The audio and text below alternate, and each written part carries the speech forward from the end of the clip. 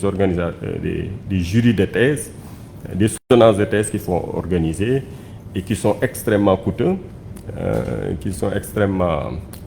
et qui sont importantes parce que nous invitons des collègues venant de l'étranger. Donc il est important qu'on puisse les mettre dans de très bonnes conditions. Voilà, on y travaille. C'est vrai qu'il y a des couacs, mais il y a des choses à mener. Je voudrais vraiment que vous disiez tout cela à monsieur le recteur. Nous le remercions parce qu'il a commencé à travailler en tant que directeur au profit des écoles doctorales. Et à chaque fois que je l'ai souligné, je l'ai sollicité, il a réagi et bien réagi. Et je suis sûr qu'il va continuer sur la même lancée.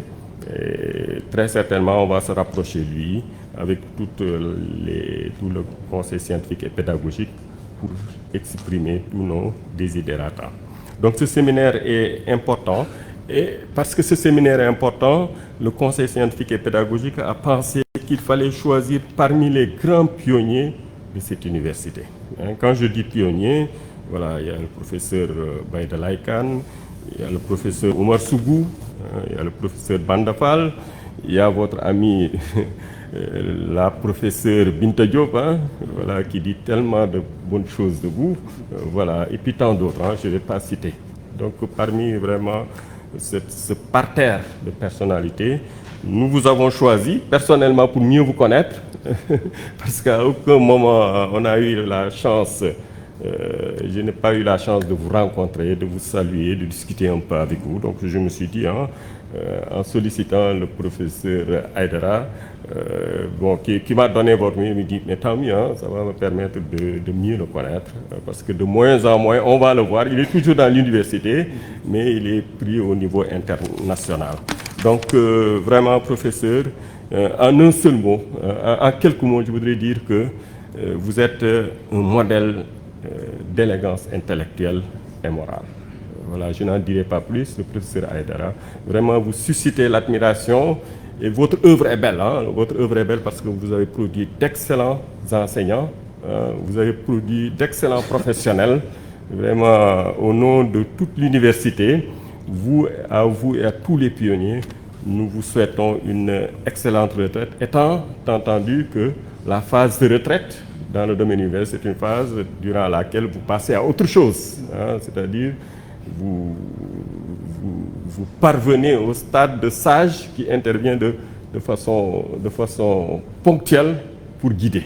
Parce qu'il faut je pense qu'on prenne modèle sur la structure de l'enseignement supérieur traditionnel, parce que nous avons une structure d'enseignement supérieur traditionnelle, certes informelle, et cette structure réserve la place de prof émérite aux grands marabouts, aux grands sages, qui parlent moins mais qui parlent de façon efficace parce qu'évidemment ils ont l'expérience et qui interviennent de façon ponctuelle afin d'œuvrer pour la vérité et pour la paix. Et de façon logique, quand on vous a demandé de faire une proposition de conférence, vous avez parlé d'immunologie. Alors je pense qu'on ne pouvait pas trouver meilleur thème dans ce contexte national et mondial pour rappeler les principes de vie commune. Et quand on parle de principes de vie commune, ça veut dire se donner les moyens d'œuvrer pour la paix. Parce qu'il faut œuvrer pour la paix et pour la vérité. Parce que ce sont ces deux choses, la vérité et la paix, c'est deux choses qui ont toujours du mal à s'imposer dans le monde. Donc il faut que les hommes de façon structurée, intelligente, œuvrent pour que la paix soit pérenne. Parce qu'il suffit qu'on se relâche un tout petit peu pour qu'on replonge dans le chaos. C'est le sens un peu de l'appel de Stéphane Hessel, indignez-vous, qui s'est rendu compte que malgré tout ce qui a été fait après la Seconde Guerre mondiale, on est retombé dans nos travers et on tend, et je pense qu'on est presque dans le chaos actuellement, avec toutes ces guerres, avec toutes ces agitations au niveau national. Donc il est plus que jamais nécessaire que les sages prennent la parole pour apaiser les cœurs et ramener la paix. Et à ce sens, vraiment, on ne pouvait mieux choisir que de vous donner la parole à vous, professeur Babacar Kanté. Et puis, vraiment, un geste qui m'a touché à votre ami, le professeur Gülcan Klaus, qui de façon généreuse et bénévole a accepté de venir à Saint-Louis, qui vous souhaite la bienvenue pour participer pour partager votre vision du monde et pour œuvrer, afin d'œuvrer aussi pour l'universel, pour l'université, pour la paix et la vérité. Donc, au nom de toute l'université, du conseil scientifique et pédagogique, professeur Gülcan Klaus, nous vous remercions très sincèrement des gestes, du geste que vous avez fait et dont nous mesurons, l'importance. Voilà, donc voilà ce que je voulais dire, professeur Aïdara. Je vous redonne la parole pour passer à la phase suivante. Merci. Merci beaucoup, monsieur le directeur de l'école doctorale. Moi, je serai très bref à la présentation de notre doyen honoraire, le doyen Babacar Kanté. Le vice-recteur a parlé d'engagé. Le directeur de l'école doctorale parle d'un pionnier. Moi, je me demande, est-ce qu'on ne peut pas faire la synthèse et parler d'un père fondateur? Si on entend par l'expression les personnalités qui ont contribué à fonder l'UGB en tant qu'université, je pense que le doyen Kanté fait partie des pères fondateurs de l'UGB tout court. Très brièvement, on ne peut pas présenter un père fondateur, c'est notre père à nous tous. C'est le père, si c'était une nation, c'est le père de la nation. On va dire juste que le doyen Kanté a été administrateur. Et quel administrateur? Enseignant, quel enseignant? Chercheur, quel chercheur? Sa particularité est de s'identifier à l'université. Moi, je pense que c'est ça. C'est ça. Lui, il a décidé de s'identifier à l'université en tant qu'institution. Et c'est sans doute ce qui lui donne cette dimension mondiale aujourd'hui. Parce que n'oublions pas que dans l'université, il y a univers, il y a universel. Et peut-être c'est ça qui lui confère cette dimension universelle. Aujourd'hui, beaucoup d'institutions font appel à lui. Et il est sage de l'Union africaine. Et tout simplement, cela suffit pour nous conforter dans cette position. Vous avez parlé, monsieur le directeur, de la retraite. Moi, je vous dis que le doyen Kanté va partir de la retraite.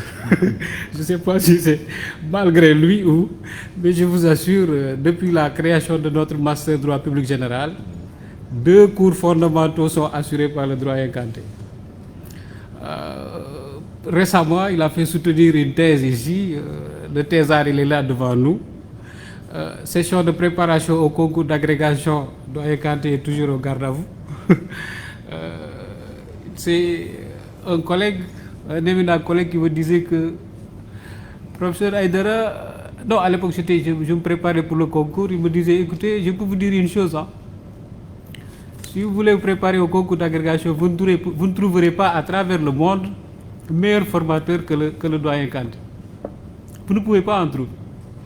Et je sais que j'ai été un peu partout à l'époque, et en faisant la synthèse, je me suis rendu compte comment c'était vrai. Doyen Kanté connaît le concours en tant que rituel. Les règles dites, les règles non dites, la dimension physique, la dimension psychologique, la dimension pédagogique. Et hélas, qui ont beaucoup évolué, et je pense qu'on a encore besoin de lui parce qu'actuellement nous vivons une évolution substantielle, pour ne pas en dire plus. Mais pour revenir maintenant à son thème qu'il a choisi, n'oublions pas que le doyen Kanté a été le vice-président de l'Association internationale de droit constitutionnel, vice-président du Conseil constitutionnel du Sénégal. Donc c'est quelqu'un qui connaît les conflits en Afrique, qui connaît la pratique institutionnelle des pays africains sur le bout des doigts. Il connaît ces différents conflits qui affectent le continent. Alors, il comprend leur origine, les protagonistes, les difficultés pour les résoudre, les prévenir, les modérer. Et c'est sans doute ce qui justifie le choix de son sujet sur l'irénologie. Il y a un de ses collègues aussi qui disait que le doyen Kanté, il connaît les réseaux de droit constitutionnel. C'est un expert des réseaux de droit constitutionnel. Et c'est sans doute pourquoi il a choisi de nous présenter ce thème sur l'irrénologie. Et moi, personnellement, dans les liens que nous avons, c'est pourquoi je voudrais juste lui témoigner toute ma gratitude à votre nom et à votre nom et à mon nom personnel. Je vous remercie de la présentation.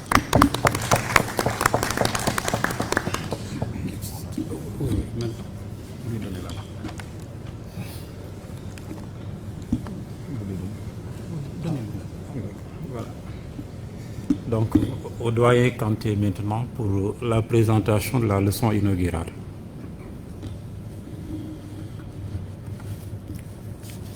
Monsieur le vice-recteur, monsieur le directeur de l'UFR des sciences juridiques et politiques, monsieur le directeur de l'école doctorale, monsieur le conseiller du directeur, messieurs les responsables de formation doctorale, la bienséance voudrait évidemment que je commence par vous remercier. C'est ce que je vais faire. Cependant, un de mes aînés qui a participé à mon éducation me disait qu'il n'aimait pas beaucoup remercier les gens en public. Et je lui demandais pourquoi. Ils me disent que parce que tout remerciement englobe quelque part des insinuations ou bien des non-dits. Permettez-moi de dire ça en wolof. Il me disait que gërëmaate ci mbooloo boo gis ëmb na gaarawaale. Voilà pourquoi je serai très simple en vous disant deux mots merci. Merci. Sans autre commentaire. En revanche, je serai très long pour les félicitations. Je vous les adresse sans réserve. Je voudrais vous féliciter parce que ce n'est pas moi que vous honorez en réalité. C'est l'université que vous honorez. J'ai toujours pensé que l'université a une place à tenir dans la société. Et c'est en organisant ce genre de rencontres que l'université tiendra sa place. Voilà pourquoi je tiens à vous féliciter. Mais je dois dire aussi mon plaisir à vous retrouver tous, chez le vice-recteur, chez le professeur Aidara, chez Camara, autour de cette table. Ensuite, des collègues que je vois ici, des amis, des anciens étudiants. C'est un plaisir de me retrouver ici avec vous. Mais mon plaisir est doublé du fait que nous sommes réunis autour d'un sujet qui me passionne, comme le disait tout à l'heure le professeur Aidara. La problématique de ce sujet est très simple. Droit et société pour une approche inérologique du droit constitutionnel. Évidemment, la question est de savoir quel droit pour quelle société. Seulement, on peut se poser aussi la question de savoir quelle société pour quel droit. Mais ce serait peut-être une question plus ou moins incongrue. Voilà pourquoi je pourrais partir de l'hypothèse quel droit pour quelle société. Mais alors, de quelle société il s'agit? Je voudrais prendre comme point de départ, comme l'a dit le professeur Aidara tout à l'heure, un certain nombre de constats. Quand on consulte par exemple l'atlas des conflits, on se rend compte que l'Afrique occupe malheureusement une très bonne partie. Je ne veux donner que quelques exemples. Les spécialistes des sciences politiques font la différence entre les conflits ouverts, les conflits latents, etc., les crises, les tensions, les guerres. Mais quand je dis Sahara, tout le monde sait de quoi je parle. Le Mali, le Nigeria, la République démocratique du Congo, les Grands Lacs, le Soudan du Sud, la République centrafricaine, l'Éthiopie, l'Érythrée, la Somalie.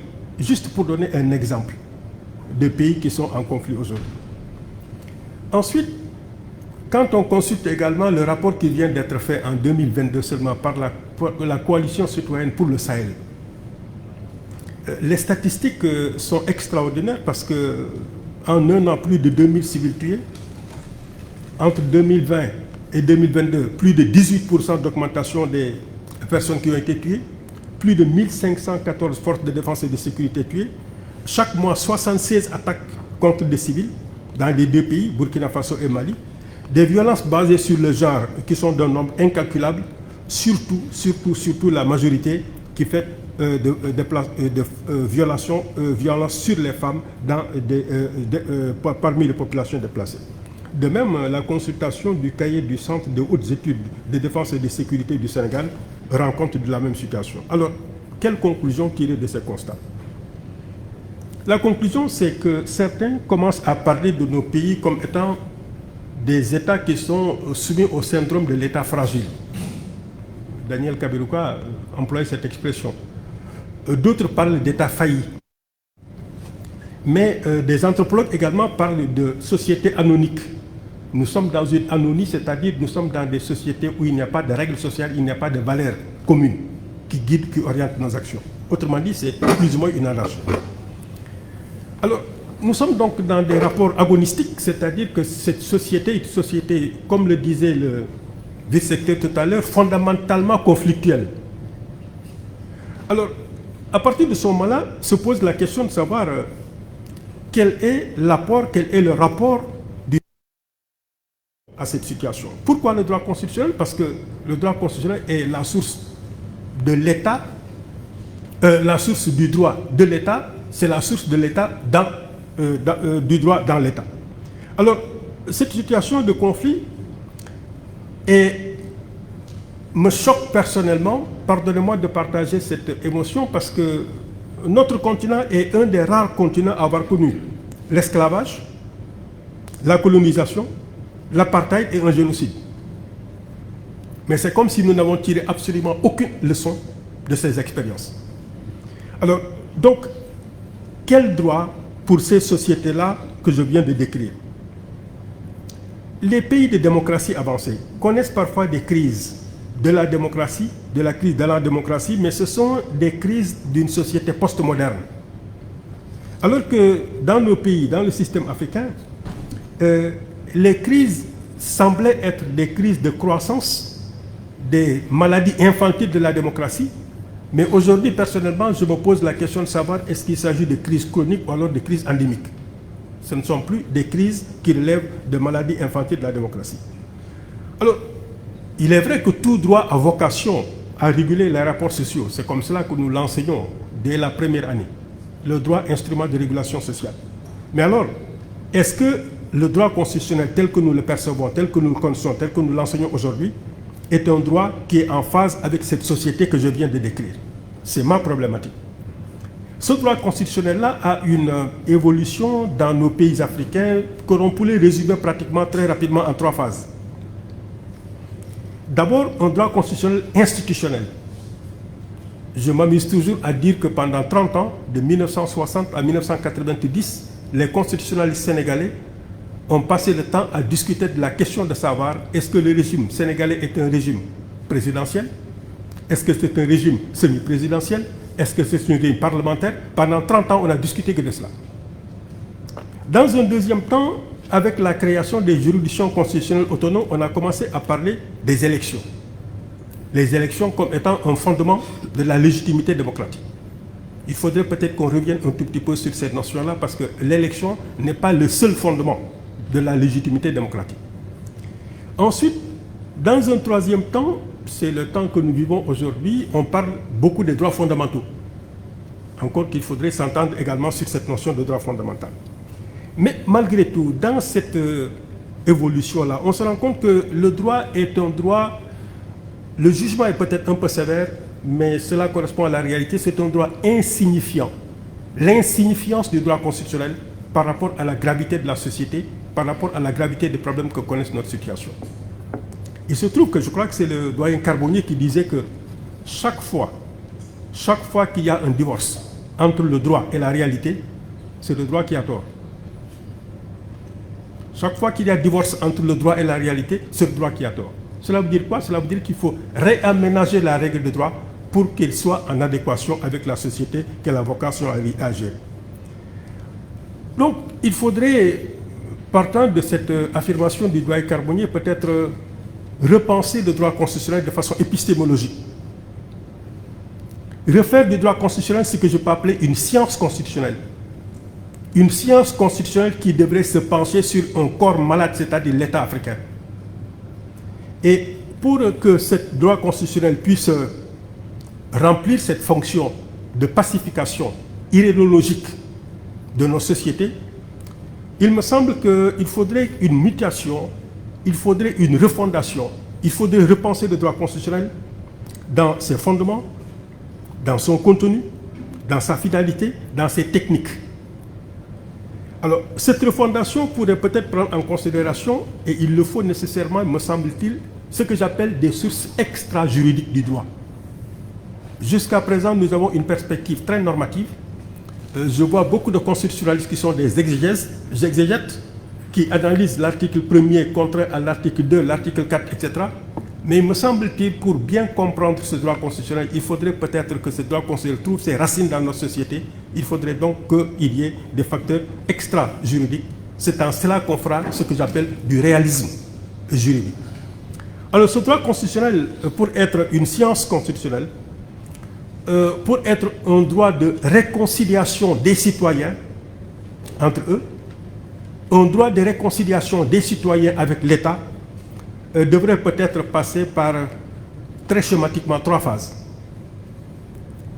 Dans un premier temps, me semble-t-il, il faudrait peut-être redéfinir un but au droit constitutionnel. Il faudrait redéfinir un but au droit constitutionnel, c'est-à-dire donner du sens au constitutionnalisme. Dans un deuxième temps, il me paraît important de fixer un nouvel objectif au droit constitutionnel. Fixer un nouvel objectif au droit constitutionnel, c'est-à-dire créer du lien. Le droit constitutionnel devrait créer du lien d'abord entre les citoyens, du lien ensuite entre les citoyens et l'État. Troisième condition pour que ce droit constitutionnel puisse être une science constitutionnelle, puisque à remplir cette fonction idéologique et de pacification, il faudrait peut-être reconceptualiser la finalité du droit constitutionnel, une nouvelle finalité du droit constitutionnel consistant à bâtir du commun. Je voudrais donc, autour de ces 3 axes, c'est-à-dire définir un but, définir un objectif, définir une finalité au droit constitutionnel, revoir un tout petit peu comment on peut reconceptualiser le droit constitutionnel pour qu'il remplisse cette fonction de pacification de l'espace politique. Je suis au regret d'annoncer aux juristes qui sont habitués au plan en 2 parties que je ne ferai pas 2 parties. Je vous présente mes regrets d'avance parce que je sais qu'on est habitué à ces 2 parties et 2 sous-parties. Mais ce n'est pas l'académicien qui parle aujourd'hui. Comme l'a dit le professeur Edera, je voudrais partager avec vous une maigre expérience, d'abord de professeur évidemment de droit constitutionnel, ensuite d'ancien juge constitutionnel, mais aussi et surtout de quelqu'un qui a pratiqué le terrain. Je pense que j'ai été dans pratiquement tous les pays aujourd'hui qui sont soumis à des coups d'État, une dizaine de fois ou une quinzaine de fois. Je travaille beaucoup sur ces questions-là. Voilà pourquoi je voudrais partager avec vous cette expérience-là autour de ces 3 axes. D'abord, un but pour la science constitutionnelle, un but consistant à donner du sens au constitutionnalisme. Alors il faut commencer par rappeler que en Afrique, le droit constitutionnel, comme je le disais tout à l'heure, a d'abord eu un sens institutionnel. La conséquence, c'est qu'on a beaucoup discuté des régimes politiques. Et ce n'est qu'à partir de 1990 qu'il y a eu une émergence de la justice constitutionnelle de façon autonome. Alors, la conséquence, c'est que l'indépendance de la justice a posé problème dès l'émergence de cette justice constitutionnelle. Cette indépendance de la justice qui a posé problème a fait que cette justice n'a pas été en mesure de prévenir les conflits, notamment les conflits qui résultaient de l'organisation des élections, notamment l'élection présidentielle. Alors, l'explication, c'est que ce droit constitutionnel ne correspondait pas du tout à la réalité de nos sociétés. Ce n'était pas une réponse. Pourquoi je dis toujours que la Constitution elle-même est fondamentalement une réponse à une donnée. Je m'amuse toujours à dire aux gens que quand la France élaborait sa constitution, ils ne se sont pas posé la question de savoir si nous allons faire un régime présidentiel ou parlementaire. On avait en face le problème de la décolonisation. On était sorti d'une crise de guerre, d'une situation de guerre, donc il fallait répondre à cette situation. Quand les États-Unis élaboraient leur constitution, ils ne se sont jamais posé la question de savoir est-ce que nous allons bâtir un régime présidentiel. Ils ont élaboré une constitution en réponse à leurs préoccupations. Les doctrinaires, les observateurs, les analystes ont qualifié le régime de régime présidentiel. C'est extrêmement important pour la jeune génération parce qu'ils ont l'impression que quand on leur demande de faire une constitution, il faut qu'ils mettent à côté les critères du régime présidentiel pour voir est-ce que les critères sont remplis ou les critères du régime parlementaire. Donc cela, encore une fois, a péché. C'est un point qui nous a posé problème. Alors, ce droit constitutionnel n'était donc pas, en réalité, contrairement à ce que les thésards disent toujours, un élément de constitutionnalisme. Parce que le constitutionnalisme, c'est encore une fois la soumission de l'autorité politique au pouvoir. Et ce droit constitutionnel-là n'était pas un droit substantiel permettant cette soumission. Alors, il faut donc passer à une évolution. Il faudrait peut-être, dans cette mutation du droit constitutionnel, peut-être passer à 2 phases. Évoluer dans 2 phases, dans un premier temps, c'est d'abord revoir les modalités de l'accession au pouvoir pour assurer ce constitutionnalisme. Revoir les modalités de l'accession au pouvoir. Si on parle de la portée des conférences nationales de 1990, on se rend compte qu'on avait redéfini les conditions d'accès au pouvoir. Cependant, ces conditions n'ont pas donné des résultats dans le temps, n'ont pas permis une stabilisation. Une des raisons, c'est qu'au lieu de stabiliser ces constitutions, on s'est mis à réviser ces constitutions, à modifier ces constitutions, au point qu'on est entré dans une phase d'instabilité en ce qui concerne les modalités d'accession au pouvoir. Alors, évidemment, ce que le juge fait, c'est vérifier la légalité de ces révisions, mais sans aller au-delà. Sans aller au-delà, c'est-à-dire sans apprécier l'opportunité de ces révisions. Alors, il semble qu'il faudrait peut-être accroître l'importance du rôle du juge. Accroître l'importance du rôle du juge, et là aussi, il faudrait peut-être se départir de cette tendance à vouloir nécessairement et tout le temps réformer. J'entends souvent parler de réformer la loi sur le Conseil constitutionnel, mais que je sache, quand le Conseil constitutionnel français a décidé de franchir une étape, de devenir une cour protectrice des droits fondamentaux, il n'y a pas eu de réforme de la loi sur le Conseil constitutionnel. Et on l'oublie souvent, à commencer par nos étudiants de première année. Quand le juge de la Cour suprême des États-Unis a rendu la décision Marbury et Madison, les étudiants le savent, mais il faut le rappeler, le contrôle de constitutionnalité ne figurait pas dans la Constitution américaine. Et c'est un juge qui l'a, entre guillemets, inventé. Pourquoi? Parce qu'il veut soumettre l'autorité politique à l'emprise du droit. Donc il faudrait que, à l'image des cours constitutionnels telles qu'une des cours les plus puissantes en Europe aujourd'hui, la Cour constitutionnelle fédérale allemande, les prérogatives que cette cour s'arroge ne sont pas des prérogatives qui figurent nécessairement sur le texte. Mais c'est au nom de la défense de l'intérêt général, de l'unité de la nation, que parfois ce juge s'arroge ses prérogatives. Il me semble que donc de ce point de vue-là, il faudrait peut-être que le juge accroisse un tout petit peu l'intensité de son contrôle en mettant en valeur ce que j'appelle les valeurs démocratiques. Alors, il faudrait donc que pour cela que le juge acquiert ce que j'appelle une légitimité politique. C'était le cas du juge au Bénin, c'est le cas du juge de l'Afrique du Sud, mais je voudrais mettre en garde contre ce que j'appelle le populisme juridique. Il faut une légitimité politique, mais il faut éviter aux juges de tomber dans ce que j'appelle un populisme juridique. Du point de vue des conditions d'accès au pouvoir, d'ailleurs, si on regarde bien notre schéma institutionnel, on est en train de sublimer, de valoriser ce que j'appelle le suffrage universel. Mais le résultat est que chaque fois qu'il y a des élections, au mieux il y a des tensions, au pire il y a des crises avec des centaines, parfois des dizaines de milliers de morts. Alors la question qu'on devrait se poser est de savoir, est-ce que nous sommes obligés de passer par le suffrage universel du point de vue de l'élection présidentielle?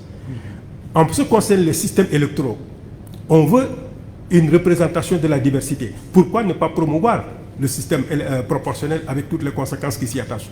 Donc voilà des thèmes de réflexion sur l'accession au pouvoir qui pourraient permettre aux juristes constitutionnalistes de voir dans quelle mesure, du point de vue de l'accession au pouvoir, on peut mettre en place des institutions, des schémas, des techniques, des méthodes qui puissent prévenir les conflits et non pas se contenter de les régler. Du point de vue de l'exercice du pouvoir également, la redevabilité aujourd'hui est devenue une exigence démocratique. Cependant, sa traduction dans les faits, tout le monde le sait, est extrêmement faible. Donc, il y a un échec du constitutionnalisme du point de vue de la soumission du pouvoir politique au droit. Alors, l'explication, c'est qu'il y a une certaine inefficacité des mécanismes de contrôle. La conséquence de cela, c'est une montée en puissance de la société civile. La montée en puissance de la société civile est même une société civile qui est débordée aujourd'hui par les réseaux sociaux, qui sont devenus des influenceurs. Alors, de même, la presse, il y a longtemps que la presse n'est plus le quatrième pouvoir. La presse est devenue un méta-pouvoir. Parce que la presse influence l'exercice du pouvoir. Ce n'est plus un contre-pouvoir, c'est un méta-pouvoir. Donc tout cela fait que finalement, il y a lieu de dépasser un tout petit peu les débats, un tout petit peu lassants et fatigants qu'on a parfois quand on fait du droit constitutionnel. Quels sont les rapports du président de la République avec le Premier ministre? Est-ce que le Premier ministre peut faire? Est-ce que le président de la République? Je pense que par rapport à la description de la société que nous avons, c'est un peu fatigant de discuter de ces questions-là qui sont tellement aériennes, qui sont tellement théoriques par rapport au quotidien des citoyens. Donc je pense qu'il faudrait peut-être donner un tout petit peu du pouvoir au droit, faire du droit constitutionnel ce droit de soumission, ce droit qui permet la transparence dans l'exercice du pouvoir, qui peut permettre de prévenir beaucoup de choses. Mais il y a énormément de techniques aujourd'hui que l'on emporte dans les pays démocratiques pour assurer la transparence. Et surtout, on n'en parle pas souvent dans nos pays, avoir l'humilité de faire ce que j'appelle l'expérimentation juridique. L'expérimentation juridique consiste à voter une loi, à prendre un acte administratif, pour que nul n'en ignore, à dire à tout le monde que c'est à titre expérimental, nous allons évaluer les effets, les conséquences de cette loi-là pendant 2 ans. Ce n'est pas la peine de prendre des engagements que vous ne pouvez pas respecter. Vous allez mettre les gens dans la rue. Dites-leur qu'au bout de 2 ans, tous autour d'une table, nous allons faire le bilan de cette loi. C'est ce que j'appelle l'expérimentation juridique. Donc, dans l'exercice du pouvoir également, je pense qu'il y a lieu de prévoir aujourd'hui ce que je peux appeler peut-être l'expérimentation juridique et d'en faire même une condition d'élaboration des actes administratifs. Je disais que dans un premier temps, il faudrait assigner un nouveau but au droit constitutionnel, c'est-à-dire donner du sens au constitutionnalisme, faire du constitutionnalisme une réalité, c'est-à-dire soumettre l'autorité politique au droit. Mais dans un deuxième temps, il me semble nécessaire de redéfinir un nouvel objectif au droit constitutionnel, d'en faire une science constitutionnelle, c'est-à-dire de créer du lien. Aujourd'hui, le vice-recteur le disait tout à l'heure, nos sociétés sont éclatées. J'entends souvent dire les spécificités africaines, mais quel est le pays qui n'a pas de spécificité? La Suisse a 4 langues. Les États-Unis, contrairement à ce que l'on pense, n'ont pas l'anglais comme langue officielle. C'est en 1986 que l'anglais a été décrété comme langue officielle en Californie. Vous atterrissez aujourd'hui à Miami, en Floride. Si vous parlez espagnol, je pense que vous en sortez mieux que si vous parlez anglais. Je taquine toujours les gens en disant que Los Angeles, c'est Los Angeles. San Francisco, ce n'est pas un nom anglais, c'est un nom mexicain. Mais pourquoi ces gens-là ne sont pas réveillés un beau jour en disant que nous allons retrouver nos ancêtres? Parce qu'on a construit l'unité. On a su gérer la diversité. Alors, la conséquence de cette diversité qui apparaît surtout au plan politique depuis 1990, il faut la gérer. Nous ne savons pas gérer cette diversité, nous ne savons pas gérer ce multipartisme. Et l'exemple apparaît, le professeur Haïdara parlait tout à l'heure des pays où il y a un coup d'État. Le plus grand problème dans les pays où il y a un coup d'État aujourd'hui, c'est de gérer la diversité. Les militaires qui sont au pouvoir ne sont pas habitués à la contestation. Dès lors qu'ils prennent le pouvoir, ils ont l'impression qu'ils vont gérer l'État exactement comme on gère une base militaire, c'est-à-dire vous donnez des ordres, tout le monde obéit. Ce n'est pas comme ça que ça marche. Il y a une forme de diversité, il y a un pluralisme qu'il faut savoir gérer.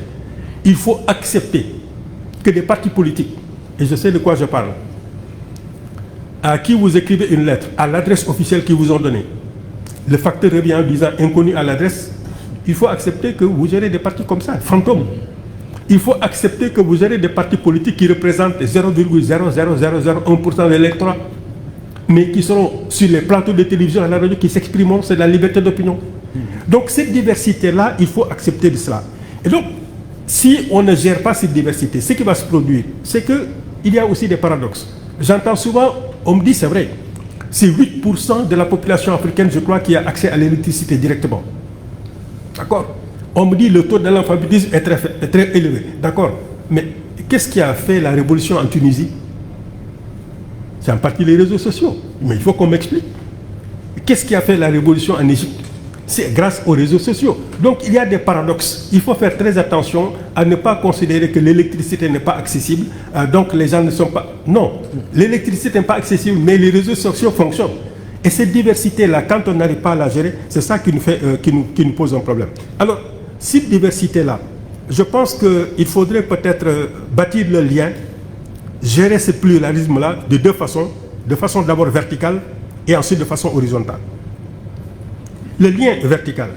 Le lien vertical consiste à tisser un rapport sain entre le citoyen et l'autorité politique. Le résultat de chercher à limiter l'arbitraire, c'est-à-dire que le pouvoir dont dispose l'État, le système représentatif nous permet de désigner des gens qui sont habilités à agir à nos lieux et places, mais il ne faut pas que ce mandat-là vire au pouvoir arbitraire. Donc, de façon verticale, dans les rapports entre le citoyen et l'État, il faudrait peut-être essayer de limiter un tout petit peu le pouvoir de l'État pour que l'espace qui a été créé par l'État puisse être un espace dont peut bénéficier le citoyen. Malheureusement, on constate aujourd'hui, je reviens encore une fois dans l'hypothèse des pays qui sont en crise du fait des coups d'État, on se rend compte qu'il y a des revendications d'un côté et la réponse, c'est nécessairement des mesures coercitives. Aujourd'hui, dans ces pays-là, quand vous n'êtes pas d'accord avec le régime, soit vous vous taisez, soit vous êtes en prison, soit vous êtes en exil. Alors, dans ces conditions-là, encore une fois, il est extrêmement difficile de bâtir une unité nationale. Alors, l'usage du numérique aussi est un nouveau défi. Et le droit constitutionnel commence à s'intéresser à l'usage du numérique. Et il nous faudrait aussi, pour gérer cette diversité-là, améliorer la qualité des rapports entre l'État et les citoyens, discuter du statut des lanceurs d'alerte. Les lanceurs d'alerte aussi devraient bénéficier d'un statut qu'on sache exactement jusqu'où ils peuvent aller sans porter atteinte à la sécurité de l'État. Alors, les réseaux sociaux sont donc de nouveau maintenant diffuseurs. Il faudrait en tenir compte, essayer de voir si on peut élaborer un statut juridique qui puisse les reconnaître d'une part et d'autre part leur permettre un encadrement pour ne pas porter atteinte à l'ordre public. Alors, tout cela peut se faire en privilégiant le principe de sécurité juridique. Le principe de sécurité juridique, qui est un principe d'origine allemande, le principe de confiance légitime, dont se sont inspirés beaucoup de pays de démocratie avancée aujourd'hui, mais qui reste encore aujourd'hui en Afrique, surtout au Sénégal, qui reste encore à privilégier ce principe de sécurité juridique. Mais je disais que le lien devrait être un lien vertical, c'est-à-dire entre le citoyen et l'État. Le lien doit aussi être un lien horizontal. Ça me paraît capital. Parce que très souvent, on parle des rapports entre l'État et le citoyen. On ne parle pas de nos rapports entre nous. Il faut que nous parlions de nos rapports entre nous. Il faudrait qu'il y ait un certain nombre de questions taboues qu'il faudrait qu'on aborde. De plus en plus aujourd'hui, l'inclusivité pose problème parce qu'il y a des problèmes religieux, il y a des problèmes politiques, il y a des problèmes ethniques. Et tous ces problèmes-là nous opposent entre nous. Et j'ai l'habitude de dire que quand un problème local apparaît, au fin fond du pays, si on ne le gère pas correctement, ce problème local deviendra un problème national. De national, il deviendra international.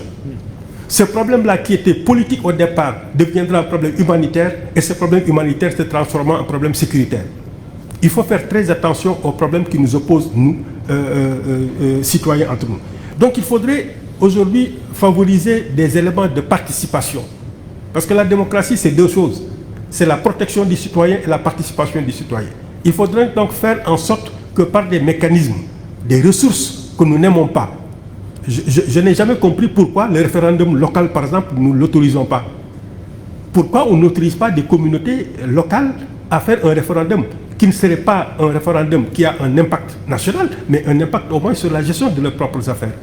Donc il faut favoriser ces mécanismes-là qui permettront peut-être de promouvoir l'inclusivité, mais très souvent on parle d'inclusivité en termes électoraux. Mais il faut parler d'inclusivité en termes de politique publique. Voilà pourquoi je pense qu'il y a une insuffisance de prise en compte des mouvements citoyens. Ces mouvements citoyens-là qui sont source de tension. Et je pense que la science politique les prend en considération. Mais il me semble que le droit constitutionnel n'a pas encore suffisamment imaginé ce que j'appelle des formes alternatives de gestion de cette diversité qui pose problème. Je disais donc qu'il fallait redéfinir un but, c'est-à-dire donner un sens constitutionnalisme, redéfinir un objectif, c'est-à-dire tisser un lien, mais il faudrait également, troisième point, redéfinir une finalité au droit constitutionnel pour en faire une science constitutionnelle, c'est-à-dire construire un commun. Comment construire un commun? C'est-à-dire que le droit constitutionnel devrait avoir pour finalité de construire un bien commun autour d'un certain nombre de valeurs, un certain nombre d'idéaux, un idéal commun. on discutait tout à l'heure avant le début de cette séance-là. Je disais que le problème que nous avons très souvent avec nos constitutions, c'est qu'elles sont rédigées à la va-vite.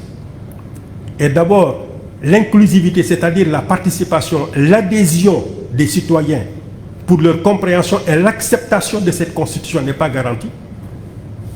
Et ensuite, on se rend compte que les valeurs qui nous unissent ne sont pas définies.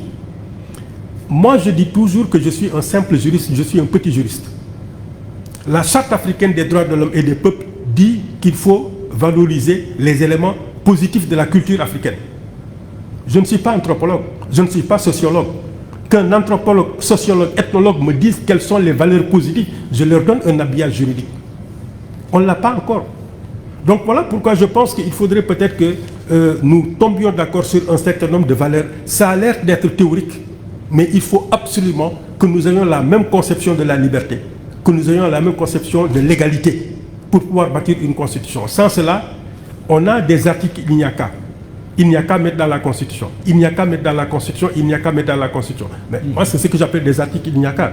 Mais vous mettez dans la Constitution, mais ça ne garantit absolument pas l'application de cette Constitution. Mais il faudrait que nous ayons tous les mêmes valeurs, que nous partagions les mêmes valeurs. Quand je le dis, on a l'impression que c'est de la théorie. Mais encore une fois, si on n'a pas un consensus fort sur les limites qu'aucun d'entre nous ne peut dépasser. Moi, je dis toujours que si j'étais professeur de droit pénal, on me demande de rédiger un code pénal. La première question que je vais demander à la personne qui me demandait de rédiger le code pénal, c'est on sanctionne pourquoi? Est-ce que quand nous sanctionnons, c'est pour que vous ne recommenciez pas? Est-ce que quand nous sanctionnons, c'est pour réparer les conséquences dommageables? Est-ce que quand nous sanctionnons, c'est pour reconnaître qu'un faute a été commis, simplement pour reconnaître sur le plan social la qualité des victimes? Si vous me dites la finalité de la sanction, je peux rédiger un code pénal. Si vous ne me la donnez pas, je vais faire des articles, il n'y a qu'à, il n'y a qu'à, il n'y a qu'à. Je me pose la question de savoir, le vol, c'est la soustraction frauduleuse de la chose d'autrui, bien pour la définition. Mais pourquoi on sanctionne le vol de 2 mois, 6 mois, 8 ans, 10 ans? Il faut qu'on me dise la philosophie qu'il y a derrière pour que je puisse construire une règle de droit. Voilà comment la règle de droit peut, encore une fois, régir une réalité. Donc il me semble qu'il faudrait peut-être là que le droit constitutionnel soit construit autour d'un certain nombre de valeurs. Et ces valeurs-là, me semble-t-il, pourraient être au nombre de 2. D'abord, l'équité. Il faut promouvoir l'équité et ensuite la solidarité. En quoi l'équité pourrait être une valeur de base? C'est que aujourd'hui, les revendications auxquelles nous sommes confrontés sont des revendications pour une justice sociale. Je crois que c'est Frédéric Worms, dans son livre sur les maladies chroniques de la démocratie, qui expliquait que le plus grand danger qui menace la démocratie, et je me tue à le dire, ce ne sont pas des élections frauduleuses. C'est l'injustice sociale qui provoque la violence, et c'est cette violence-là qui est la plus grande menace contre la démocratie. Donc il faudrait qu'on puisse bâtir des politiques publiques, des politiques plus basées sur l'équité. On était à la commission politique, les 75% de nos travaux c'était sur les élections, parce que c'était la classe politique qui était là. Et je leur ai demandé de mettre dans les procès-verbaux que j'ai été mis en minorité, mais je l'assume. Notre problème, ce n'est pas des problèmes électoraux. Notre problème, c'est de créer des emplois pour les jeunes qui viennent sur le marché. Notre problème, c'est d'avoir des politiques publiques qui permettent à des femmes qui produisent de la confiture de qualité d'accéder au marché. Notre problème, c'est de trouver du travail aux enfants qui sont dans la... Et je leur dis que ce sont des questions de politique publique. Si elles ne sont pas réglées, qui présentent la plus grande menace. Je leur ai demandé, nous, enseignants, combien d'étudiants nous mettons sur le marché de l'emploi par année? Aucun homme politique ne me l'a dit. Je leur ai dit que, mais si vous ne le saviez pas, je vous apprends, en Afrique, nous mettons 12 millions de jeunes sur le marché de l'emploi chaque année. Vous savez combien les États africains créent d'emplois? À peine 3 millions. Qu'est-ce qu'on fait des 9 millions? Voilà pourquoi ce sont ces questions-là, basées sur l'équité, je pense qu'il faudrait peut-être mettre en valeur. Ensuite, deuxième valeur, c'est la solidarité. On avait demandé à un humoriste quel est le plus grand mensonge qu'il ait jamais entendu dans sa vie. Il a dit c'est l'article 1er de la Déclaration des droits de l'homme et du citoyen qui dit que les hommes sont libres et égaux. Il dit qu'il n'a jamais entendu un aussi gros mensonge parce que évidemment ce n'est pas vrai. Mais je pense qu'il n'a pas totalement tort parce que pour moi, je pense que c'est la solidarité qui devrait être le deuxième nom de l'égalité.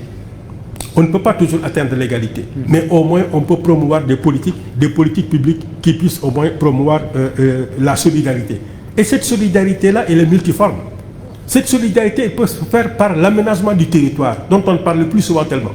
C'est l'équilibre entre les régions, par la manière dont on installe les populations, la manière dont on favorise certaines activités, la manière dont on favorise l'implantation de certaines entreprises dans certains endroits. Donc c'est cet aménagement du territoire qui permet parfois la solidarité interinstitutionnelle, sans compter maintenant la solidarité et qui peut se développer du point de vue personnel. Alors, je suis un peu étonné, moi, puisque nous parlons de droit constitutionnel, qu'un pays comme la France ait d'abord constitutionnalisé le principe de fraternité, alors que nous, Africains, on n'arrête pas de s'appeler mon ami, mon frère.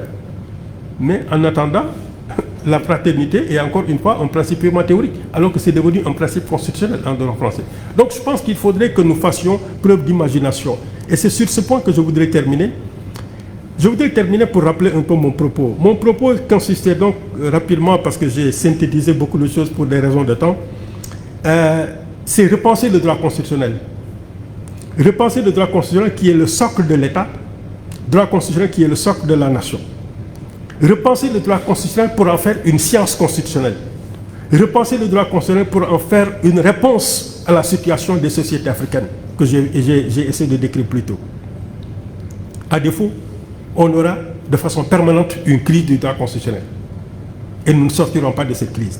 Alors, voilà pourquoi je pense qu'il faudrait que le droit constitutionnel soit un droit, comme on le disait, du droit international dans les anciens temps, un droit du citoyen d'abord, pas un droit du pouvoir, un droit du citoyen.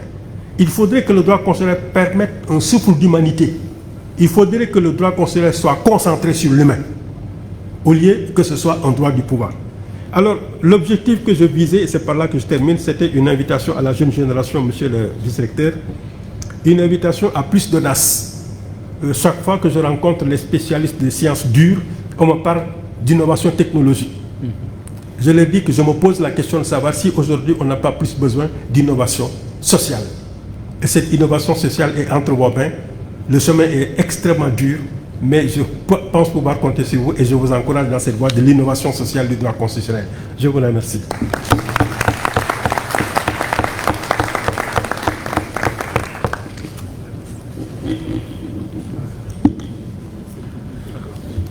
Nous vous remercions, monsieur le doyen. Quand on écoute le doyen Kanté, le silence qui suit est encore de lui.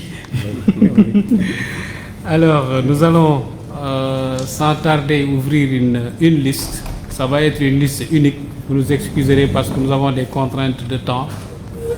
Pour ceux qui souhaiteraient contribuer, poser une question, ou voilà, faire des remarques ou observations.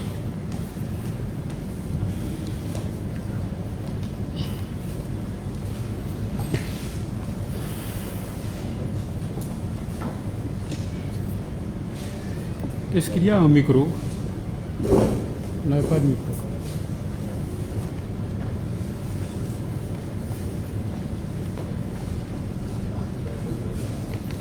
Normalement, c'est un balado.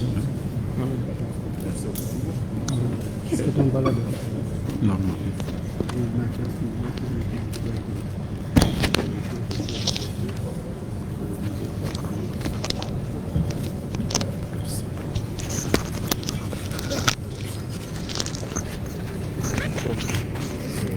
On interagit directement ou bien on va recenser les questions d'abord? On va recenser la liste. Il faut gagner du temps. Après, je donne la parole. D'accord.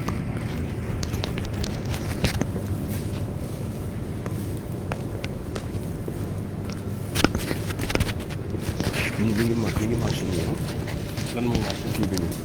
mais non non lii bu ko déplacé ah c'est pas pour des personnes. non c'est pas possible donc pour kii bi. il y a qu'un seul micro c'est pas moi qui gère l'espace mais c'est il y a qu'un seul micro.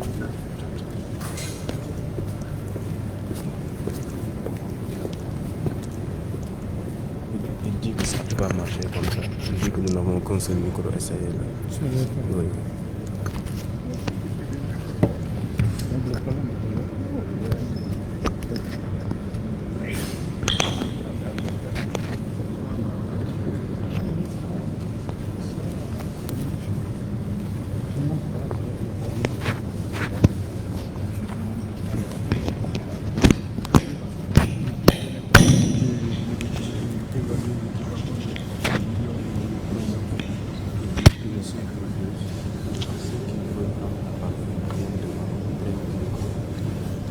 Maintenant, vous lui dites de remettre ça, s'il vous plaît.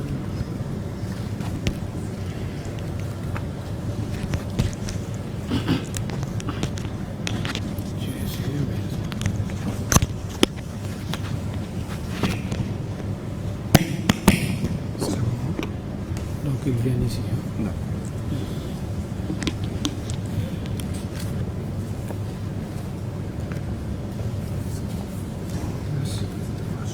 D'accord. Alors, nous avons une liste de 4 intervenants, ou de 4 candidats qui souhaiteraient intervenir. La parole est au professeur Maurice Soudjak-Dione.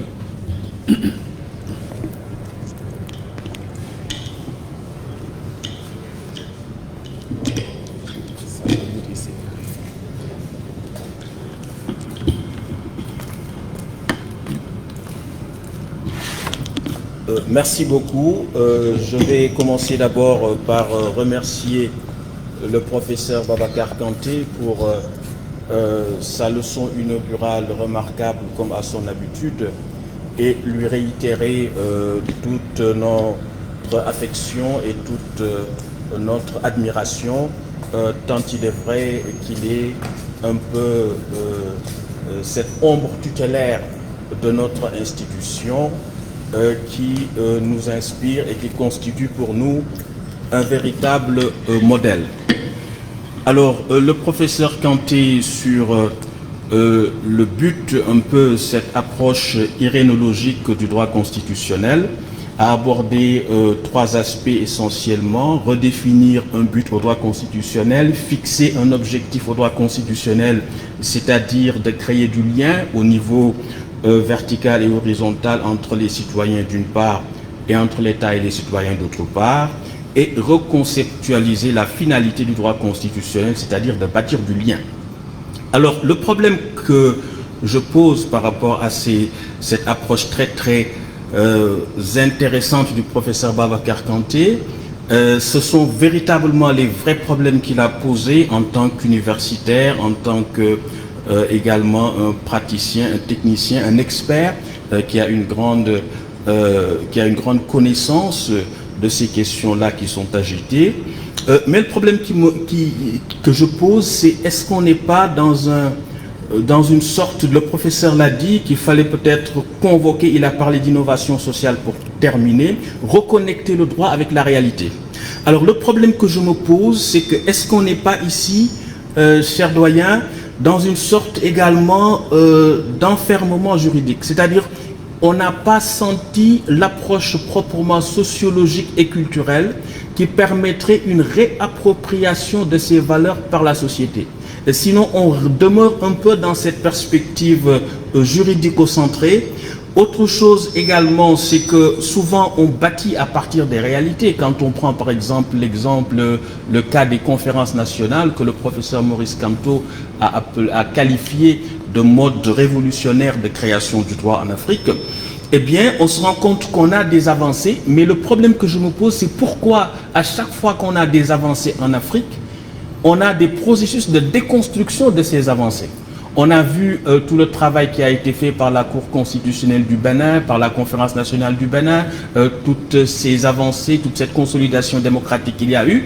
Et aujourd'hui, quel résultat nous avons? Un processus de déconstruction avec le régime du président Talon. Au Sénégal, on a été dans cette logique de capitalisation sur nos institutions. On a eu des alternances, mais malgré cela, on se rend compte également qu'on est dans un processus de désincarnation, de désinstitutionnalisation permanente.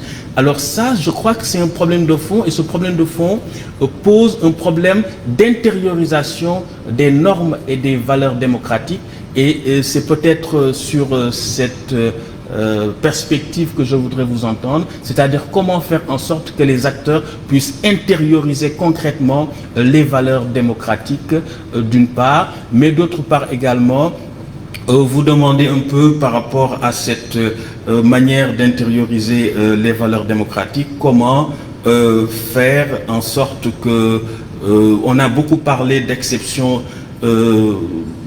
africaine. Mais là aussi, je suis un peu réticent. Est-ce que nous n'avons pas des valeurs universelles? Est-ce qu'on a forcément besoin d'une conception africaine de la liberté? Est-ce qu'il y a forcément une conception africaine de l'égalité? Est-ce que la liberté, c'est pas la liberté? La dignité, c'est pas la dignité? Est-ce que l'égalité, la solidarité, c'est pas l'égalité et la solidarité? Peu importe les considérations culturelles particulières. Souvent, je le dis aux étudiants, la République de Thierno Souleymane Baal en 1776, c'est-à-dire avant la Révolution française, posait déjà des principes de bonne gouvernance, principes de droit de résistance à l'oppression, principes de méritocratie, principe d'égal accès de tous aux emplois publics. Avant la Révolution française, on a eu la charte de Soundiata Keïta qui aussi avait une conception du droit et donc du vivre ensemble. Et tout cela, je pense que doit nous amener à voir comment on peut construire l'universel en ne se focalisant pas sur le particulier. Je vous remercie en réitérant tout le plaisir que j'ai eu à vous écouter. Merci infiniment.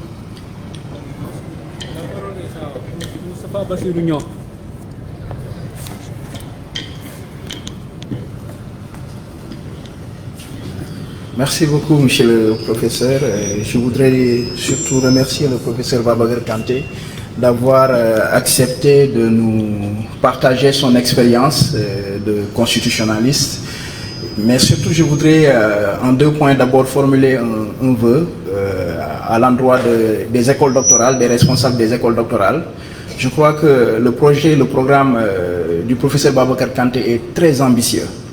Et cela nécessite beaucoup de moyens pour réaliser un tel projet.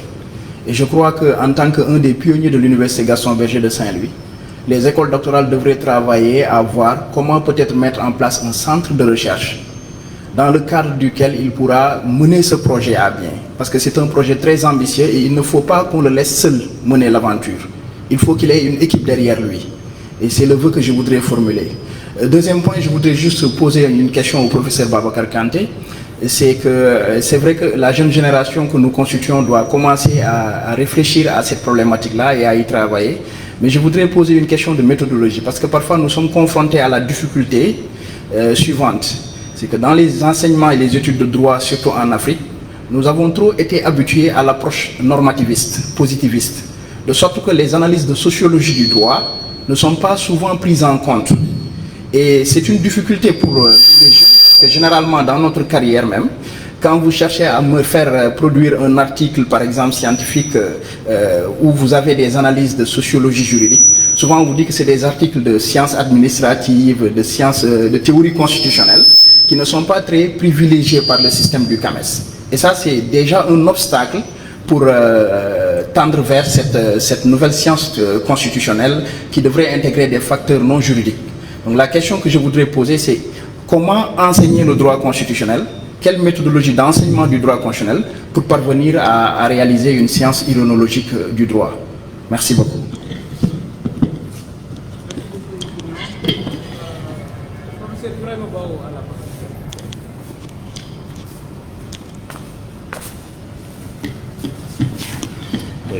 Merci de m'avoir donné la parole. Vraiment, je remercie le professeur Babacar Kanté. Je disais à mon voisin que nous ne sommes pas des juristes, mais c'est très clair, on a bien compris. Donc c'est vraiment merci de la pertinence de vos propos.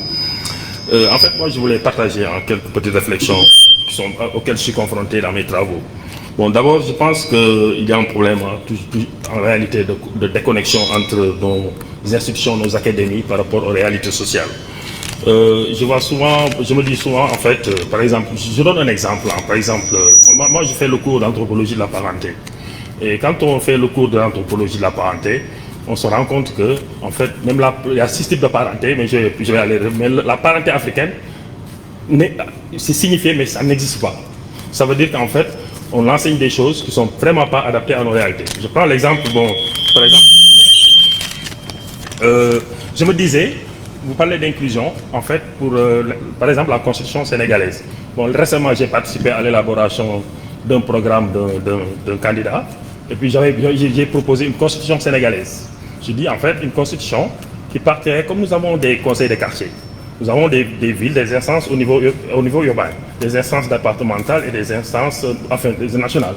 Pourquoi on ne ferait pas une constitution qui partirait de la base? et qui serait synthétisé en haut par les juristes. Parce qu'on se rend compte qu'en réalité, les éléments constitutionnels, d'ailleurs les juristes le disent souvent, ils disent souvent droit de facet. C'est pour montrer vraiment l'incompréhension du droit par rapport à la réalité sociale. Et puis, par exemple, un autre exemple, par exemple, regardez, nous avons dans notre vie quotidienne la question de l'autorité. Lorsque, par exemple, nous sommes dans nos familles ou dans nos confréries, il n'y a pas de démocratie. Par contre, quand on est dans l'espace académique, dans l'espace démocratique, c'est des débats à n'en plus finir. Ce qui fait que dans notre existence profonde, nous ne sommes pas démocratiques, nous sommes soumis à des autorités qui s'imposent à nous. Par contre, lorsqu'on est dans l'univers démocratique, dans l'univers institutionnel, là, on s'exerce à la démocratie. Donc, il y a un réel problème au niveau de l'acceptation de l'autorité chez le type sénégalais. Ce qui fait que les partis se démultiplient. Moi, j'avais commencé à observer ça au niveau des équipes dans l'État. On se rend compte que ça se démultiplie. Dans les années 70, 60, mon grand frère Amsterdam sait de quoi je parle. Dans chaque quartier, il y avait une seule équipe. De plus en plus, dans un quartier, vous trouvez plus d'équipes. C'est comme les partis politiques. Systématiquement, l'autorité est contestée. Donc nous avons un réel problème avec l'autorité parce qu'il y a une disjonction entre une autorité de type occidental et une autorité de type africain, sénégalais. Bon, voilà ce que je voulais partager une fois avec vous, professeur. Merci.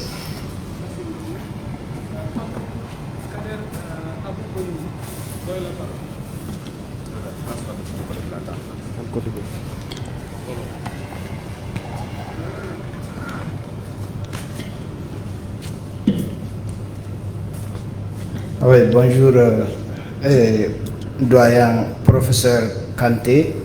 Et je voudrais tout d'abord exprimer mes remerciements à l'endroit du professeur Kanté. En tout cas, à chaque occasion, nous apprenons de lui. Et je pense qu'à l'occasion de cette leçon inaugurale, nous avons beaucoup appris. Pourquoi? Parce qu'il y a des fenêtres qui sont ouvertes pour les nouvelles réflexions sur les perspectives à prendre en compte pour solutionner la situation de crise dans laquelle se trouvent nos États. Moi, je voudrais poser un certain nombre de questions. La première question que j'aimerais poser est celle, professeur, qui consiste à savoir quel doit être véritablement le régulateur du jeu politique en cas de crise. Parce que de plus en plus, l'armée se positionne comme étant un régulateur des faits. Il y avait un moment où un débat s'était même posé lors de la rédaction de la constitution d'un pays sur l'idée de créer un conseil militaire où en cas de crise, au lieu d'aboutir à une situation où l'armée va intervenir, parfois ce ne sont même pas les officiers supérieurs ou ceux qui ont des commandements qui s'accaparent du pouvoir. Est-ce qu'il ne faudrait pas envisager une situation qui doit légaliser cet état de fait? Ensuite, un autre aspect, est-ce qu'il n'est pas pertinent d'envisager aussi l'intervention du peuple en cours du mandat? Par exemple, la question du référendum révocatoire. Parce que la question que vous avez évoquée, celle du nombre de chômeurs qui ne cesse d'augmenter en Afrique, etc. Le problème, le malaise social profond, c'est ça qui conduit à des situations d'instabilité politique. Et face à des situations d'instabilité politique, généralement l'armée, avec toujours ses ambitions, elle tente de pouvoir s'accaparer du pouvoir. Est-ce qu'il n'est pas intéressant de pouvoir, par exemple, à la mi-mandat, d'envisager l'idée de pouvoir solliciter l'avis du peuple? Si vous n'êtes pas d'accord à ce que le mandat soit exécuté jusqu'à son terme, est-ce qu'il n'est pas important de pouvoir l'écourter? Est-ce que ce n'est pas une perspective par rapport à cette situation? Le troisième élément, c'est par rapport en fait au lien d'attachement entre les citoyens et l'État. Vous savez très bien que nous sommes dans des États où les gens se sentent plus redevables envers leur communauté qu'envers l'État véritablement. Surtout dans certains États qui sont actuellement en situation de crise. Certains font la promotion plus ou sont enfermés plus dans des tribus, dans des communautés, et même lorsqu'ils servent des institutions, ils ont tendance à pouvoir dévier pour servir ce genre de sentiments. C'est ce qui aboutit souvent à des exactions, ce qui aboutit souvent à des actes de déloyauté, soit contre la nation, soit contre les intérêts de l'État, de manière générale. Donc voilà en quelque sorte des interrogations que je pose face à certaines perspectives qui s'imposent dans nos États. Parce que véritablement, le problème qui se pose, tant qu'il n'y a pas ces liens entre les citoyens et l'État, il y aura toujours des actes de déviation. La corruption aussi a tout son sens. Ensuite, le quatrième élément, et professeur, j'aimerais savoir, est-ce que l'environnement politique et social dans lequel évoluent nos institutions, est-ce qu'il favorise véritablement à ce qu'elles remplissent leur mission? Est-ce qu'elles favorisent? Parce qu'on a parlé du rôle du juge constitutionnel. Par exemple, dans les autres pays, les gens ont la culture du respect du droit. Ils ont la culture du respect de la loi. Mais à chaque fois qu'un juge rend une décision audacieuse, les gens se posent des questions. Qui est derrière lui? Est-ce que ce n'est pas l'opposition? Est-ce que ce n'est pas un opposant politique qui s'est caché? Etc. Les gens doutent en fait de l'existence même d'esprit indépendant. Il y en a qui disent qu'il n'existe personne qui est indépendant. Est-ce que dans un contexte où on ne croit pas véritablement à l'indépendance des gens, est-ce qu'on peut envisager la situation de l'indépendance de la justice? Et aussi, la question aussi de la création des institutions qui nous sont propres. La création des institutions, la question du mimétisme a été régulièrement soulevée. La question que l'on se pose, pourquoi à chaque fois des structures, par exemple en Afrique, qui concourent à la régulation sociale, interviennent toujours dans un cadre informel? Par exemple, au Sénégal, on parle de l'intervention, par exemple, des guides religieux. Dans les autres pays, on parle de l'intervention des chefs traditionnels, etc. Pourquoi il n'est pas formel, il n'est pas intéressant de formaliser cela à travers la création des institutions qui sont à même de pouvoir effectivement jouer un rôle qui est reconnu par l'État? Mais, par exemple, pour finir, la question de la médiation. La question de la médiation, est-ce qu'il n'est pas intéressant d'envisager une idée qui doit aller dans le sens de pouvoir impliquer ou d'avoir des autorités qui sont officiellement reconnues pour mener un travail de médiation? Est-ce que nous sommes toujours obligés d'aller dans le sens de conformisme ou d'importation d'institutions qui existent ailleurs? Je vous remercie.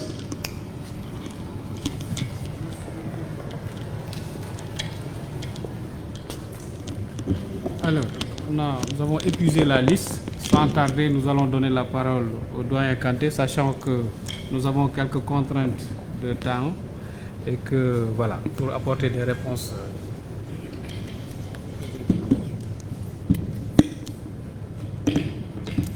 Merci beaucoup, monsieur le professeur. Je voudrais commencer aussi par remercier les intervenants et les féliciter pour la qualité de leurs observations. Je voudrais, dans l'ordre, commencer par le professeur John, pour qui je garde aussi une très grande affection. Il ne le sait peut-être pas, mais le Conseil constitutionnel du Sénégal avait rendu une décision sur la parité. Une de nos collègues avait fait un article incendiaire contre le Conseil constitutionnel à l'époque. Évidemment, moi, tout cela, ça me passe complètement par-dessus la tête. Et le professeur John n'était même pas encore rentré au Sénégal à l'époque. Je crois que c'est de l'étranger, si je ne me trompe pas, qu'il avait fait un article sur 4 pages. Cet article-là, je l'ai partagé avec mes collègues du Conseil constitutionnel. Ils me demandaient tous, mais qui est ce monsieur-là? J'ai dit, mais je ne peux pas vous le présenter parce qu'il n'est pas là. Mais il a pris le contre-pied de ce que disait notre collègue là de Dakar. Et c'était un article que j'ai archivé pendant longtemps et je voudrais le remercier vraiment pour cette contribution qui clarifiait le débat sur la loi sur la parité. Et donc, depuis ce moment-là, je crois que nous sommes en contact et chaque fois que nous avons la possibilité, nous échangeons sur le plan intellectuel. Et là, les questions qu'il soulève sont extrêmement importantes parce que cette question de réappropriation sociale, pour aller vite, l'enfermement juridique, oui, vous avez parfaitement raison, c'est ce que j'ai appelé les facteurs extra-juridiques qu'il faut prendre en considération. Le temps ne le permet pas, mais il y a toute une école maintenant de ce qu'on appelle le droit en contexte. Il y a toute une école qui travaille sur le droit en contexte et qui voudrait évoluer vers le réalisme juridique. Et je crois que vous avez parfaitement raison pour ne pas s'enfermer dans cette approche normative, qu'il faudrait s'ouvrir vers un certain nombre d'éléments sociaux. Et ça recoupe la toute dernière intervention tout à l'heure sur la valorisation des éléments qui sont, disons, propres à l'Afrique, entre guillemets. Très rapidement, sur un processus de déconstruction. Je pense que ma réponse est double. Soit, hypothèse pessimiste, nous avons un sérieux problème avec le pouvoir, Et moi, je crois qu'il faudrait qu'on ose poser ces questions-là, qui sont des questions taboues, parce que quand vous le posez, on pense que sur le plan culturel, est-ce que nous n'avons pas un problème avec le pouvoir? Ou alors, hypothèse peut-être plus positive, est-ce que nous ne sommes pas dans le cadre d'un cycle constitutionnel? 1960-1990, je ne connais pas de travaux sur les élections à l'époque. La raison est simple, parce que les élections, on les gagne à 99%. Il n'y a rien à dire. Personnalisation du pouvoir, confusion du pouvoir. Il n'y avait rien à dire. Donc, de 1960-90, c'était, disons, la négation du constitutionnalisme. 30 ans. De 90 à 2020, c'est une espèce de construction, avec des hauts et des bas. En commençant par février 1990, la conférence nationale. Et j'ai le sentiment, malheureusement, que depuis 2020, on est dans ce que vous avez appelé la phase de déconstruction. Est-ce que les sociétés connaissent une évolution cyclique constitutionnelle? En Afrique, ce serait une période de 30 ans, tous les 30 ans. J'espère que nous ne mettrons pas encore 30 ans à retrouver un balancier, à revenir à l'équilibre. Mais en tout cas, j'ai deux réponses à vous donner. Soit, il faut qu'on ait le courage de poser des questions fondamentales. Est-ce que nous n'avons pas un rapport pathologique au pouvoir? Ou bien alors, est-ce que c'est simplement conjoncturel? Nous allons évoluer vers une stabilisation de nos pouvoirs. Nous sommes en train de chercher notre voie. Toutes les sociétés sont peut-être passées par là. Alors, sur les valeurs, oui, j'ai l'habitude de dire que nous avons tous le sens de la dignité. Tous sans exception. Le blanc, le noir, le jaune, l'enfant, le petit, tout le monde a la même. Donc, la dignité, par exemple, la liberté, l'égalité, nous avons tous une perception. Aucun être humain ne peut s'habituer à l'humiliation. Ce n'est pas possible. Ce n'est pas possible. On ne peut pas s'habituer à l'humiliation. Quand vous l'acceptez, c'est parce que vous n'avez pas les moyens de réagir. Ou bien vous l'acceptez parce que vous êtes en train de préparer une autre stratégie. Pardonnez-moi de le dire, mais moi, quand j'ai commencé mes études, un de mes doyens m'a dit, professeur Kanté, je dis oui, il dit il ne faut jamais, jamais, jamais toucher à l'amour propre d'un individu. Je demande pourquoi, il dit après vous pourrez vous réconcilier, vous pourrez vous faire l'accolade, vous pourrez manger ensemble, il y aura toujours un nuage entre vous, parce que vous avez touché à son amour propre. Jamais. Donc, cette question-là de valeurs, les valeurs sont universelles, sont propres à l'être humain, sont consubstantielles à l'être humain. Maintenant, comment faire pour défendre ces valeurs, pour les promouvoir, pour opérationnaliser ces valeurs? C'est là où on a des institutions.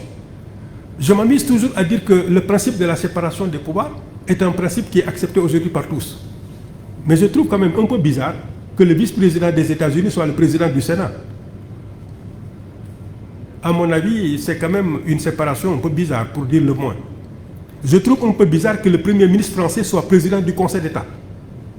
Le ministre de la Justice est président du tribunal des conflits. Ils ont mis en place des institutions propres à l'histoire de France. Et il appartient à chaque pays, sur la base des valeurs qui sont universelles, quelqu'un a parlé des parentés tout à l'heure, de bâtir des institutions, je crois, qui sont fondées sur ces valeurs qui sont universelles. Donc, je crois que quand on discute, la plupart du temps, on ne s'entend pas parce qu'on ne parle pas de la même chose. Il faut distinguer en matière de démocratie trois choses. Les valeurs, à mon avis, sont universelles, parce que propres à l'individu. Les institutions sont contingentes, parce que propres à chaque pays, et même parfois à chaque contexte au cours de l'évolution. Et ensuite, maintenant, la pratique. Et c'est pourquoi je suis d'accord avec quelqu'un qui parlait de mimétisme tout à l'heure. Je trouve un peu bizarre ce terme de mimétisme, parce qu'on nous dit qu'on a copié la Constitution française, mais nous avons vécu pendant 30 ans sous le régime du parti unique. Est-ce qu'en France, c'était le parti unique? On nous dit que nous avons un mimétisme. Et pourtant, tout le monde se plaint de manque d'indépendance de la justice. Est-ce qu'on peut se plaindre au même niveau que... Donc, je pense qu'il faut relativiser un tout petit peu les choses. Et vraiment, je pense qu'il faut distinguer les valeurs et les institutions. Monsieur Nian, vous avez parlé d'approche normative, de sources... Mais je pense que le problème que... Le seul conseil méthodologique que je peux vous donner, c'est de lire. Il faut lire. Mais lire, ça veut dire qu'il faut quand même réserver un peu moins de temps à vos petits appareils là, avec des vidéos qui n'ont ni tête ni queue, qui n'ont absolument aucun sens, qui vous influencent dans votre recherche, alors que les revues scientifiques sont là. Et ce que je reproche un tout petit peu à la jeune génération, c'est de ne pas lire dans les revues scientifiques et de passer le temps à me parler d'événements. factuels, ils sont très informés. Et ce que je vous dis là, c'est une analyse globale. Nous nous sommes rencontrés, c'était à Strasbourg, avec des collègues brésiliens, américains, moi-même, on était 4 ou 5, mais nous sommes tous arrivés à la même conclusion qu'en termes d'information, les jeunes aujourd'hui sont imbattables. En temps réel, ils savent tout ce qui se passe à travers le monde. Mais capacité d'analyse extrêmement faible. Quand ils font des devoirs, des thèses, c'est toujours l'événementiel, l'événementiel, l'événementiel. Oui, mais je dis, et la capacité d'analyse. Comme le faisait le professeur John tout à l'heure, essayer de voir dans quelle mesure on peut connecter ces faits-là à une recherche pour voir dans quelle mesure on peut brancher le droit constitutionnel au réel. Je pense que vraiment le seul conseil que je peux donner, c'est de lire et de choisir vos lectures. Et d'arrêter de penser que ce que X a dit hier, Y lui a répondu cela. Je vois des gens qui sont accros à la télévision. Je ne vois pas du tout ce que ça leur rapporte au plan intellectuel. Il faut éviter 2 choses, enseignants. La surinformation et la désinformation. Aujourd'hui, avec vos petits appareils là, vous êtes dans un segment de surinformation, désinformation, et la réalité scientifique vous échappe parce qu'il y a des revues extrêmement intéressantes qui travaillent. Donc, c'est le conseil que je peux vous donner. Alors, Choubaou, je suis entièrement d'accord avec vous, mais je pense que le problème que nous avons, on en parlait tout à l'heure, c'est la gestion du temps dans l'élaboration de nos constitutions. Et ça répond en partie également au dernier intervenant. Nous ne prenons pas le temps de faire monter à la surface nos valeurs, nos préoccupations, ensuite de leur donner un habillage juridique. C'est le problème que nous avons. Mais tout ce que vous êtes en train de dire, la parenté et tout ça, bon, la gérontocratie, tout ça, ce sont des valeurs qu'on aurait pu peut-être mettre en valeur. Essayer de voir dans quelle mesure on peut voir des conseils de sages. Même, ça peut être réglé de façon formelle ou de façon informelle. Mais l'important, c'est qu'au final, qu'il puisse y avoir un habillage juridique. Donc je pense que c'est le temps qui nous manque. Nous sommes trop pressés dans l'élaboration de nos constitutions. Et moi, je l'ai toujours dit dans les pays que j'ai visités, soyons réalistes. Vous ne pouvez pas me dire que pendant 40 ans, vous avez connu la mauvaise gouvernance et vous allez claquer les doigts en faisant une constitution INIACA et régler les problèmes en même. Ce n'est pas possible. Et je dis que nos juristes tombent dans un panneau. La transition, elle est politique, elle est sociologique, elle est philosophique.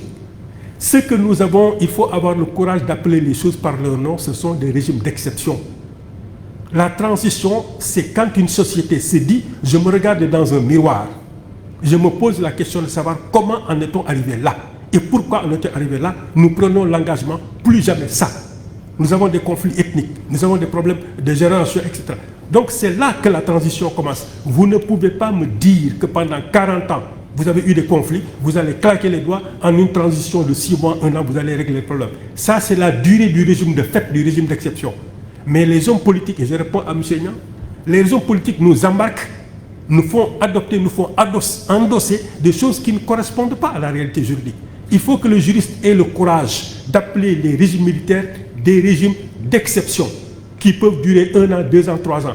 La transition réelle et les sociologiques, c'est quand un peuple se dit pourquoi on en est arrivé là, nous avons décidé de ne plus faire ça et nous allons nous réconcilier. C'est un très long processus. Je pense que donc c'est le temps qui nous manque dans la gestion de ces...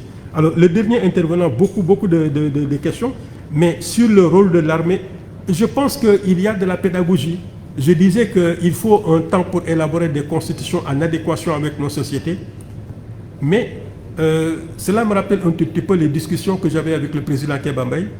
Il me disait, mais monsieur le professeur, qu'est-ce que vos jeunes là pensent? Nous n'avons pas créé une cour africaine, qu'est-ce qu'ils croient? Que nous sommes fous, que nous n'avons pas pensé à ça?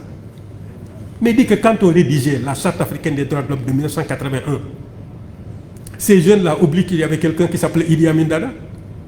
Ces jeunes-là oublient qu'il y avait quelqu'un qui s'appelait Bokassa. Je ne parle même pas de cours, mais dans la Charte africaine des droits de l'homme, vous ne verrez pas le terme de plainte. Kébambe me disait que si on avait mis le terme de plainte, la charte ne sera jamais ratifiée.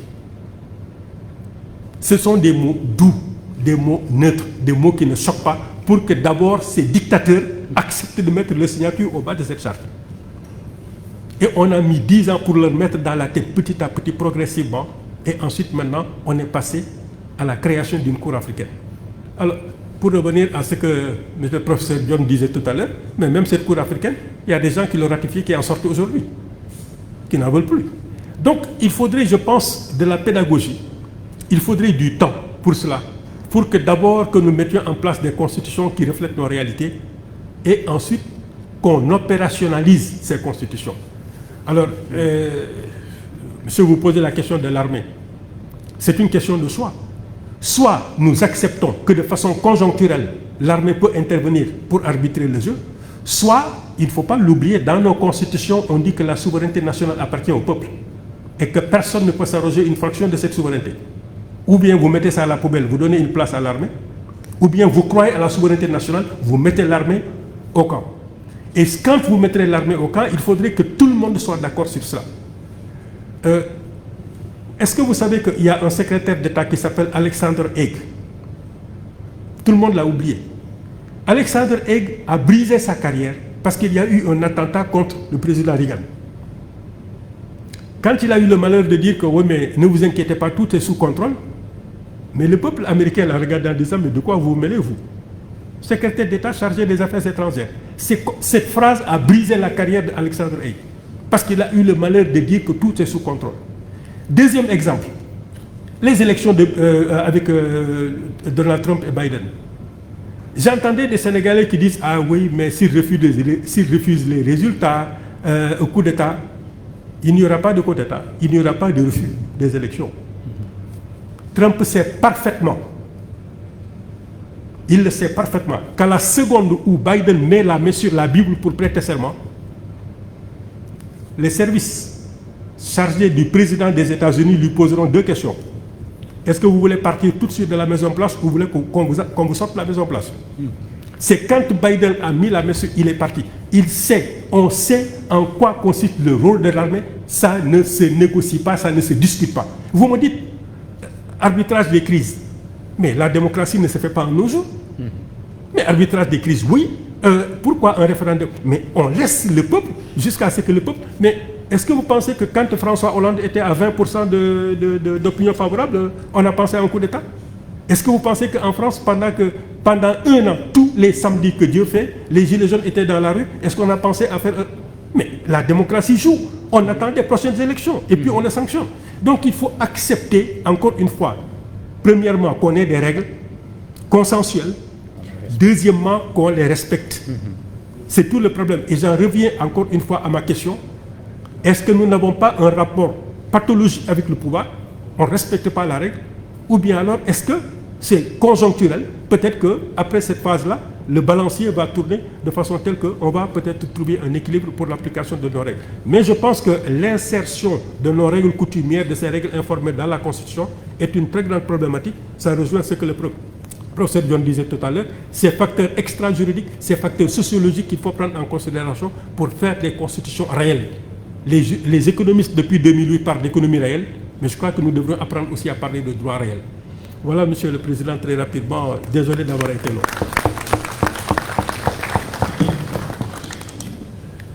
Merci beaucoup, Monsieur le Doyen. Merci pour cette brillante leçon.